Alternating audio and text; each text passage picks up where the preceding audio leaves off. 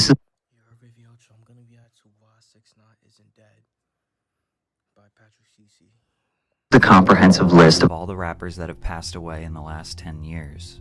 This list contains everyone from Juice WRLD, who had an accidental overdose, to OG rapper Coolio, who passed from a heart attack.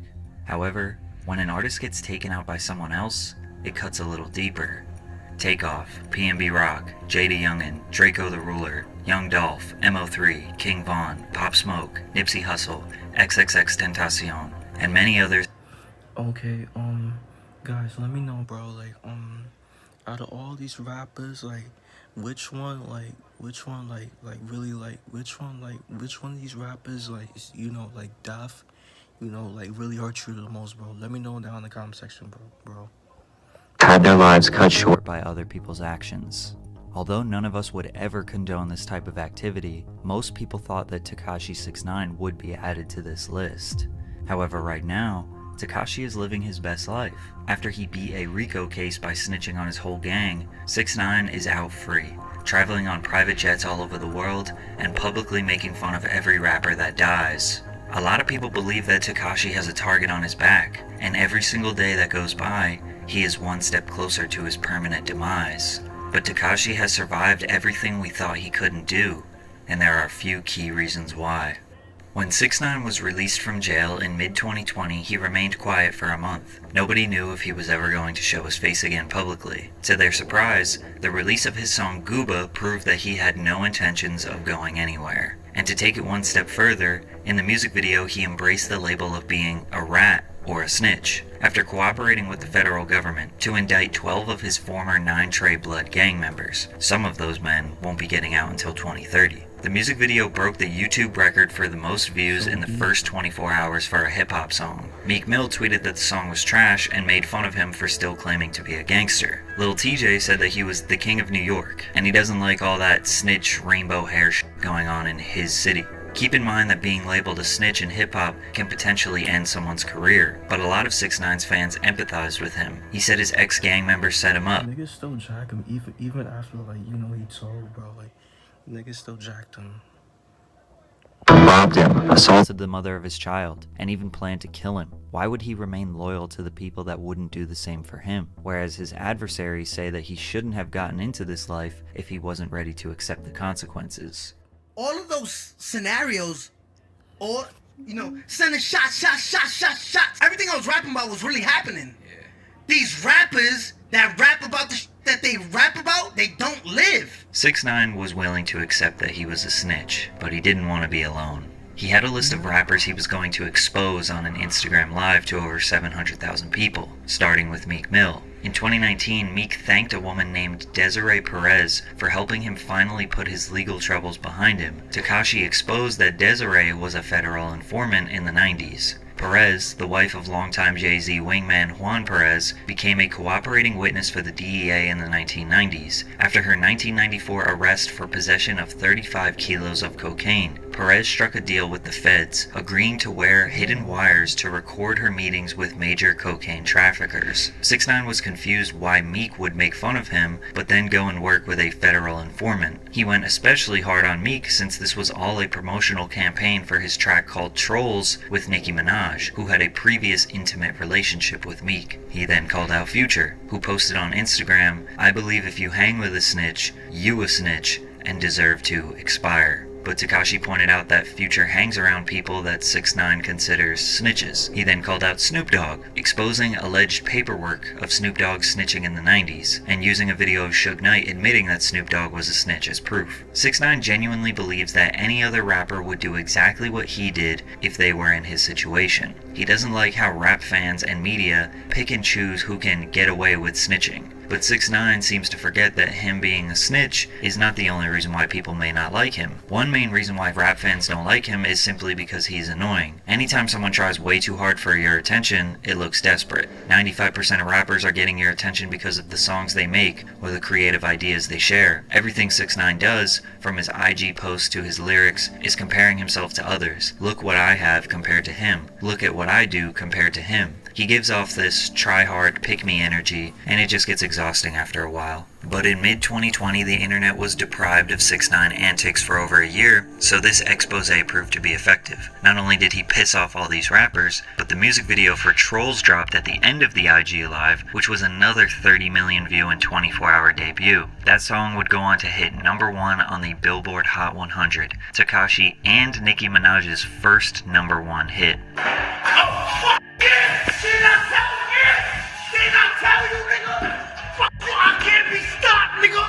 But he couldn't stop there because he had an album to promote.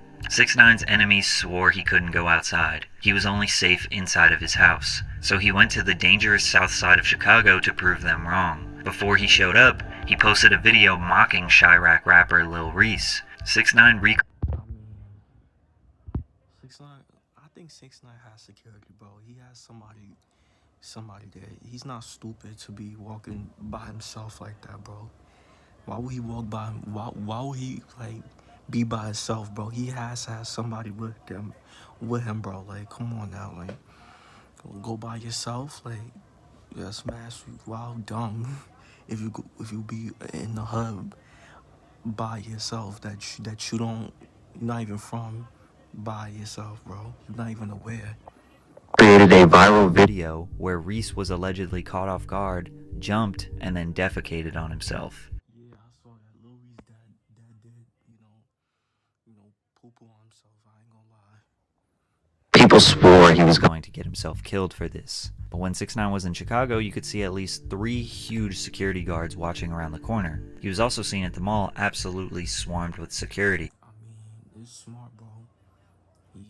He's smart, bro. He's kind of smart, bro. Like, he's kind of moving tack, like, with mass security, bro. If you famous like that, you got to, like, if you're a rapper or a celebrity, bro, like, you have to move tack, bro. Because people out here is crazy, you know that, right? 6ix9ine would Obviously be an idiot to walk around without security, and anyone trying to do something to him in public while he was around security would be just as stupid, especially considering his work with the federal government. But regardless, 6ix9ine's views skyrocketed and his enemies were embarrassed. Unfortunately, his album flopped. Tattletales dropped in September of 2020 and was projected to sell 150,000 first week, but it then went on to only do 50,000 first week. Rappers were clowning him in the comments. Trippie Redd famously laughed and mocked 6ix9ine for selling 50K.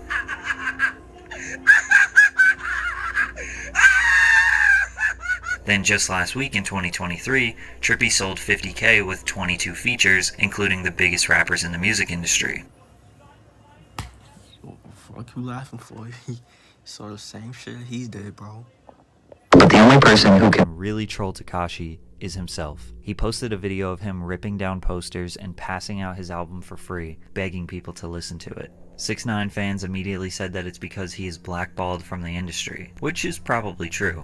Anyone who associated with 6ix9ine would be risking their career and reputation. Artists, bloggers, playlist curators. He got no support from the music industry. Or maybe his music just isn't good. 6ix9ine's songs have sounded very similar since 2018. DaBaby and Gunna are known to be pretty repetitive, and it worked out for them for a while, but eventually, people get tired, especially when the odds are already stacked against you. Yo, how y'all feel about 6ix9ine doing drill? Like, y'all see all these like New York like drill rappers, from the Bronx, Brooklyn, Harlem, like etc., like doing drill.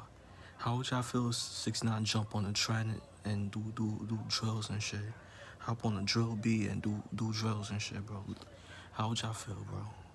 plus a lot of the interest In his music was predicated on the drama and controversy it creates, rather than just simply how good the songs are. Tekashi just didn't bring anything new to the table with this album, and after this flop, he disappeared.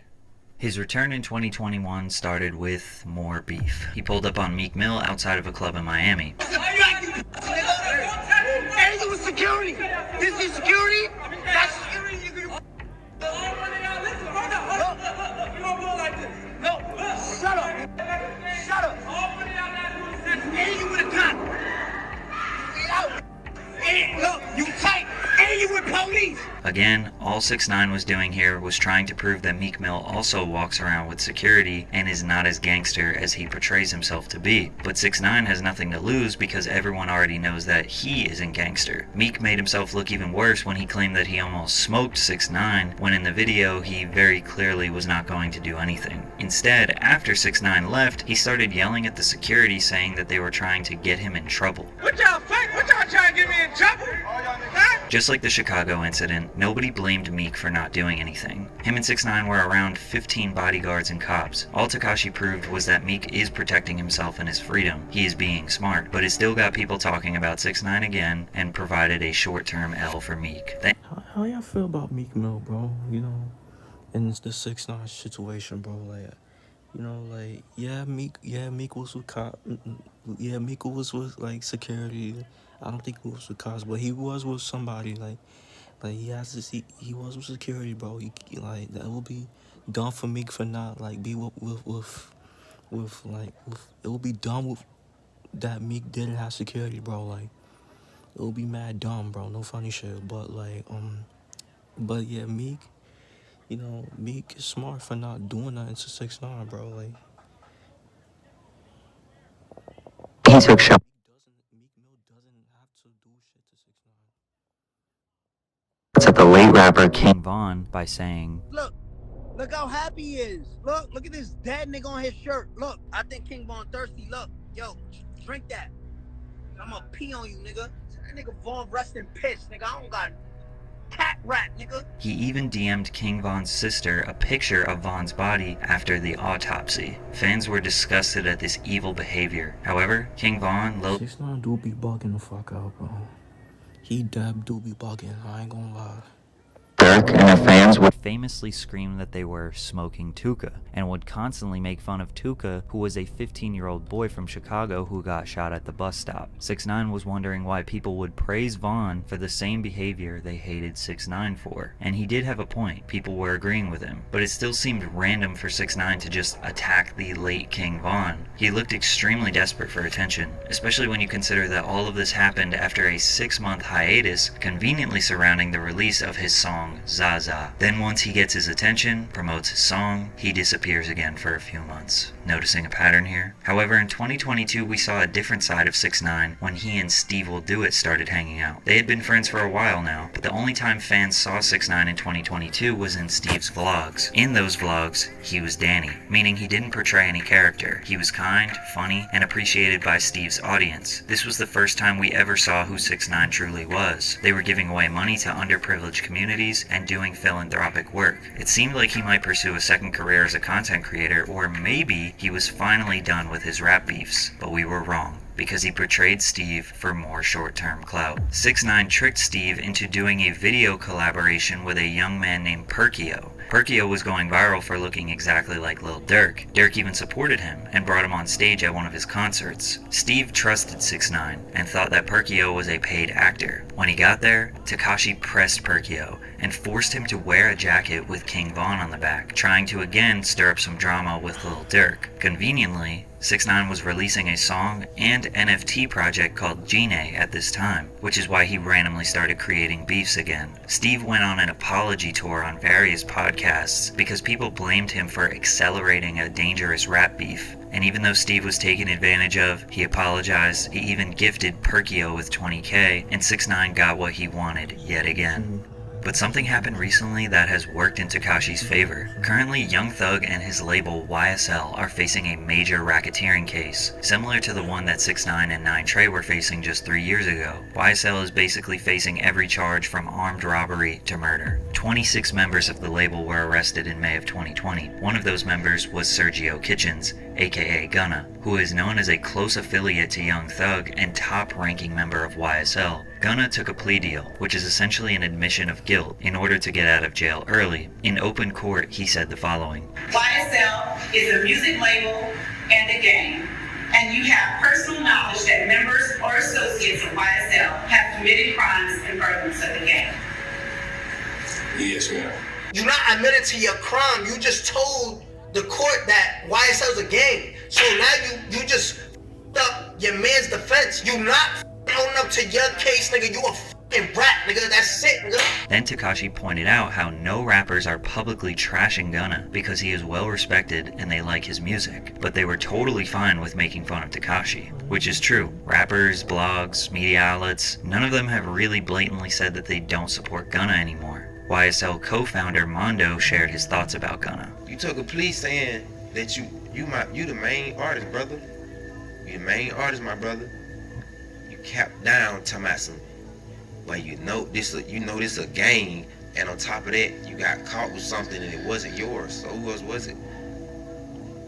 Who doing shit like that? Who doing that? Hey, boy, you didn't have nothing. Your shit gonna get dropped, brother. You know that, bro. What the hell? You panic. But the funny thing is, 6ix9ine was right. The general public does not care. The whole sentiment online is that people will still support Gunna's music regardless. Yeah, that's a fact. No matter, like, you know, people's gonna really support, like, Gunna's shit regardless. Even if he snitched. Just like people's gonna support 6ix9ine songs, like, after he snitched. People support 6ix9ine after he snitched. Like, so, like, yeah. of what happened. 6ix9ine has successfully convinced people that these rappers are maybe not as gangster as they say they are. This YSL case, along with the unsettling numbers of artists who have died in the past few years, fans are doubling down on not wanting their favorite rappers to be gangsters. They want them to be artists, they want them to make music, be safe, and live a good life. But I don't think that rap fans realizing this has helped 6ix9ine's career. When Lil TJ got shot, 6ix9ine laughed at him. When PNB Rock got shot, 6ix9ine made fun of him. If something bad happens to any other rapper, he feels obligated and justified to point and laugh because that didn't happen to him. Why? Because he knows that people would do the same if he got shot. If 6ix9ine was taken out, nobody would be surprised. A lot of people wouldn't even have remorse considering how many people he has taunted. He is too far gone now. But when 21 Savage spoke about 6ix9ine, it made me realize why he isn't dead. Even if I seen him, I don't got no intention to do nothing to you. You just a rat. You go your way, I go my way. It don't mean to smoke. Just cause you call a nigga a rat, that don't mean you gotta kill him when you see him. That's just like saying any nigga you call a bitch, you gotta kill him. If you see a fan on the internet comment shit and you say, man, shut your little weird ass up. Oh, when I see you, I gotta do something to you. That ain't how that go. You could feel a type of way about a nigga and a nigga go that way and you go your way. A lot of the rappers that clowned on Tekashi don't necessarily want him dead. Maybe they just don't like him. Maybe he was an easy target for some jokes. In most cases, it was Tekashi who escalated these beefs. And the more you think about it, it seems like 6ix9ine is the one who cares the most about what other people think. And all these other rappers are usually just minding their own business. But let's be honest, anyone who would attempt at 6ix9ine would never be able to beat the case. And is that guy really worth throwing your life away for? No. And 6ix9ine knows this. So he's gonna keep up his antics and most likely... Yeah, bro, that's a fact, bro. Like, don't risk your career over 6ix9ine, bro. It's not worth it. But yeah, let me know what y'all think about 6ix9ine, bro. Do y'all jack him? Do y'all not? Let me know. Make sure y'all like, comment, subscribe. Y'all know the vibes. WavyOcho, checking out you are.